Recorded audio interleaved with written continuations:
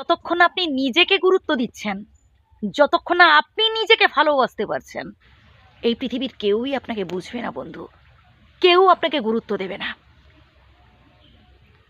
একটা কথা কি জানেন তো, আপনি যদি নিজেকে অসহায় ভাবেন, আপনি যদি নিজেকে দুর্বল ভাবেন, এই পৃথিবীর প্রত্যেকেই কিন্তু আপনার অসহায়ত্বের সুযোগ নেবে, প্রত্যেকেই কিন্তু আপনার দুর্বলতার সুযোগ নেবে ভাই।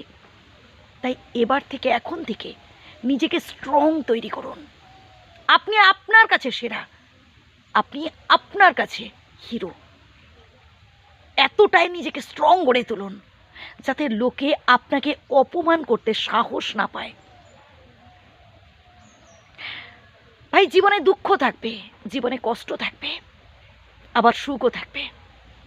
যত বেশি আপনি দুঃখ কষ্টগুলোকে হাসি মুখে গ্রহণ করতে পারবেন, তত বেশি আসলেই আপনি জীবনে সুখী হতে পারবেন।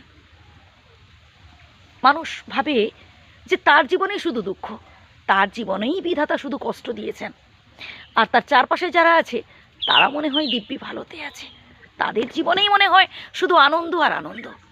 না প্রিয় বন্ধু, প্রত্যেকের জীবনেই দুঃখ আছে, প্রত্যেকের জীবনেই কষ্ট আছে। আসলে আপনি নিজেকে বিশ্বাস করতে পারেন না, আপনার নিজের ওপর সেই কনফিডেন্সটা নেই। আপনি সেরা, আপনি একাই 100, এটা আগে নিজেকে বোঝাবার চেষ্টা করুন। আপনার মধ্যে যখন এই কনফিডেন্সটা আসবে যে আমি পারবো, সে যত কঠিন কাজ হোক না কেন আমি করে দেখাবই, দেখবেন আপনি জীবনে সফলতা অর্জন করতে পারবেন।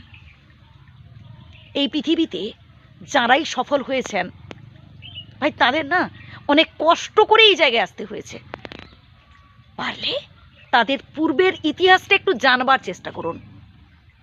যেই মানুষটা জীবনে সফল হয়েছে তার পূর্বের ইতিহাসটা একটু শুনবার চেষ্টা করুন, তাহলে বুঝতে পারবেন যে এই যে আপনার জীবনে এই সামান্য দুঃখ কষ্টগুলো কিচ্ছু না, আরো বেশি বেশি করে দুঃখ কষ্ট সহ্য করার শক্তি আপনাকে অর্জন করতে হবে।